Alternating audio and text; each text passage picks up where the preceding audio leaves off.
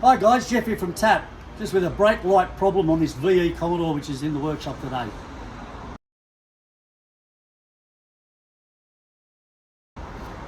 So this VE Commodore, 2011 VE Commodore's come up with a brake warning light on the dashboard. So no fault codes, it's just the brake warning light. Now, a number of things obviously can control that light, and one of those things is the brake fluid sensor level switch, which is mounted under the bottle here on this particular vehicle, and it measures the fluid level. Now, they are they're linked straight into the instrument cluster, and sometimes will not actually log a fault code, but will obviously trigger that the brake warning light.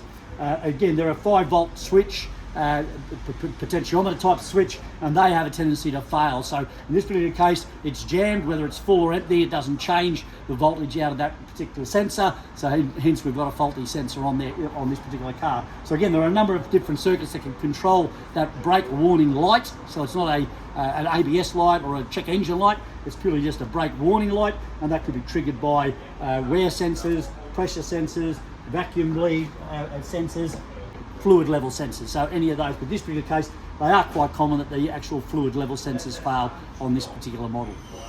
If you are a TAP member, don't forget to be checking the website on a regular basis for these common sorts of issues which present around the country to all our members. And again, if you're not a member and you want access to all this sort of information, go to tap.net.au and click on the sign up now button.